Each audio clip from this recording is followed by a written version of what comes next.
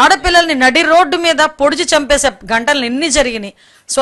నువ్వు స్వతంత్రం వచ్చిన తర్వాత ఇలాంటివి జరగలేదో నువ్వు మాట్లాడేవి. రోజు స్వతంత్ర దినోత్సవం రోజే రమ్య అనే అమ్మాయిని నీ హయాంలో నడి రోడ్డు మీద పొడిచి చంపిన ఘటన నువ్వు మర్చిపోయావేమో కానీ జగన్మోహన్ రెడ్డి మేమెవరు మర్చిపోలే. ఆ రోజు మేము అమ్మాయిని ఒకసారి పరామర్శించిన వాళ్ళ కుటుంబ సభ్యులను పరామర్శించడానికి వెళ్తే అదే రోజు లోకేష్ గారి మీద మా మీద కూడా ఇప్పటికీ ఆ కేసు నడుస్తూనే ఉంది. ఆ కేసులు ఉన్నాయి మా మీద.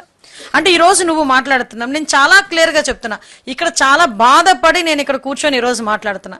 ఎంత బాధపడ్డామంటే ఒక రాజకీయాల్లోకి ఒక మహిళలు వచ్చిన మహిళ మా మీద రాజకీయాల్లో ఎవరున్నా కూడా వాళ్ళని తిరిగి ప్రశ్నించినా వాళ్ళకి వ్యతిరేకంగా ఒక మాట మాట్లాడినా మా కుటుంబ సభ్యులతో సైతం బయటకు తీసుకొచ్చి ఎంత నీచంగా మాట్లాడే పరిస్థితులు ఈరోజు కనిపిస్తా ఉంటే, వాళ్ళ గురించి మేము ప్రశ్నిస్తా ఉంటే, వాళ్ళ గురించి మేము కేసులు పెడతా ఉంటే వాళ్ళని వెనకేసుకొస్తాడే. వాళ్ళని ఈరోజు వెనకేసుకొచ్చి ప్రశ్నించే వాళ్ళరే. ఏం ప్రశ్నించావు నువ్వు? ప్రశ్నించడం అంటే ఏంటో తెలుసా? గవర్నమెంట్ విషయంలో ఎవరైనా నువ్వు ఈ సిద్ధాంతం తప్పు, లేకపోతే నువ్వు ఇచ్చిన సంక్షేమ కార్యక్రమాలు తప్పు, ఈ సంక్షేమ కార్యక్రమాలు ఇంత అవినీతి జరిగింది అని ఎవరైనా క్వశ్చన్ చేస్తే దాని మీద మేము పెట్టామంటే అప్పుడు అడుగు, మేము మాట్లాడతాం.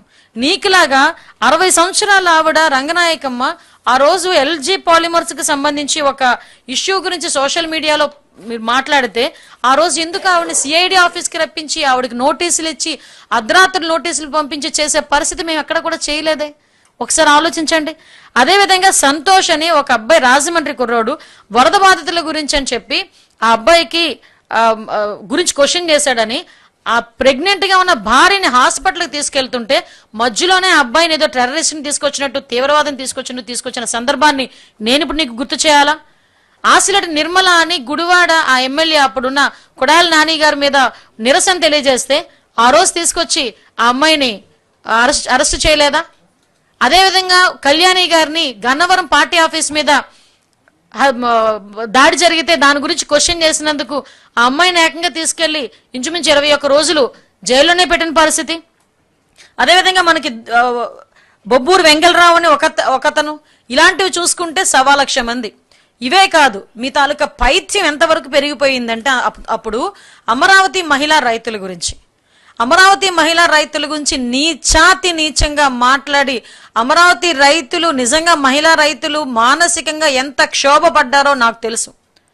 అటువంటి వాళ్ళని ఉద్యమం కూడా చేసుకోనివ్వకుండా, కనీసం దుర్గాదేవి టెంపుల్ కి కూడా వాళ్ళు వెళ్తామంటే వెళ్ళనివ్వకుండా నువ్వు చేసిన దురాగతాలు మర్చిపోయావా జగన్మోహన్ రెడ్డి? ఆఖరికి ఇదే పోలీసులను అడ్డం పెట్టుకుని బూటుకాలతో తన్నించి, కడుపుల్లో తన్నించి ఆడబిడ్డ తాలూకా శోకమే ఈరోజు నీకు శాపమై తగలలేదా? ఈరోజు 11కు దిగజారేవంటే ఈరోజు నువ్వు మాట్లాడుతున్నావు. మేము ఏ రోజు నీ ఇంటి గేటుకి తాడులు కట్టలేదే, ఏ రోజు నువ్వు బయటికి వెళ్తానంటే రిస్ట్రిక్షన్స్ పెట్టలేదే, నీ ఆఫీస్ మీద ఎవరు కూడా దాడి చేయలేదే. డీజీపీ ఆఫీస్ పక్కన కరెక్ట్ గా ఇంచుమించు ఒక 1/2 కిలోమీటర్ కూడా 200 మీటర్ 300 మీటర్లు ఉన్న ప్లేస్ నుంచి కూడా కట్టి కొడితే కిలోమీటర్ కూడా ఉండదు తెలుగుదేశం పార్టీ ఆఫీస్. డీజీపీ లోపలే ఉంటాడు, బయట ఏమో తెలుగుదేశం పార్టీ ఆఫీస్ మీద దాడి జరిగింది. తెలుగుదేశం పార్టీ ఆఫీస్ మీద దాడి జరిగినట్టుగా నీ ఆఫీసుల మీద ఎక్కడైనా 5 నెలల కాలంలో దాడులు జరిగినాయా? చంద్రబాబు నాయుడు గారు బయటికి వెళ్తే చలో ఆత్మకూరు అని చెప్పేసి ఆ రోజు నినాదం ఇస్తే ఇంటికి వచ్చి తాడులు కట్టిన పరిస్థితి నువ్వు మర్చిపోయావు, తాడులు కట్టించిన పరిస్థితి నువ్వు మర్చిపోయావా?